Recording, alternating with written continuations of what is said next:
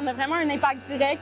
Puis je trouve ça super valorisant. C'est le début de la saison des feux de forêt et à la Stop-Feu, en ce moment, on forme des pompiers forestiers qui vont être déployés au cours des prochaines semaines un peu partout au Québec.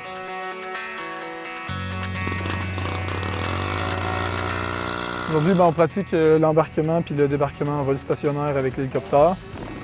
Ensuite, on pratique l'arrosage terrestre avec la lance puis la haut. On passe toujours par un volet sécurité avant quoi que ce soit. Comme là, on va aller faire de l'arrosage terrestre, embarquement-débarquement, mais comme là, vous voyez, on a passé 1 heure sur l'aspect sécurité. Pour la saison 2026, c'est une soixantaine de pompiers forestiers qui s'ajoutent aux 250 pompiers de la Stop-Feu, en plus des autres postes. Grand total, 725 employés durant la saison. Ça fait pas mal de monde.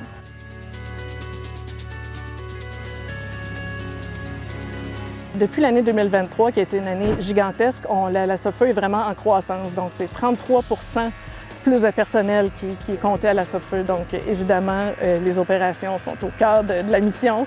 Donc, il faut aller chercher plus de pompiers pour combattre nos saisons qui sont de plus en plus sévères. En moyenne, on a un ratio provincial de 10 à 12 de pompières forestières. C'est pas beaucoup.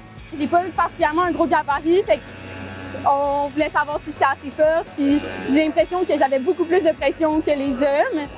Finalement, ça a bien été. Les hommes dans mon équipe avec qui j'ai travaillé, ils étaient vraiment encourageants puis gentils. Mais ça reste que c'est quand même un espace qui est dominé par les hommes.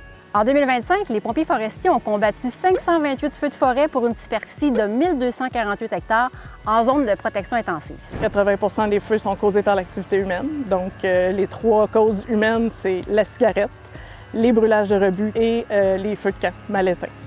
La zone de protection intensive, qui est à peu près au sud de cette île Matagami, c'est tous les feux qui menacent la forêt dans cette zone-là sont systématiquement combattus par la Stop-Feu.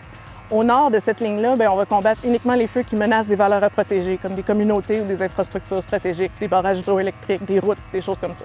Les changements climatiques font des saisons plus sévères un peu partout, puis je pense que les gens réalisent l'importance de la protection des forêts, puis ils ont cette mission-là vraiment à cœur. En étant directement sur le terrain à combattre des feux, on a vraiment un impact direct, puis je trouve ça super valorisant. C'est même pas travailler pour moi, c'est vraiment...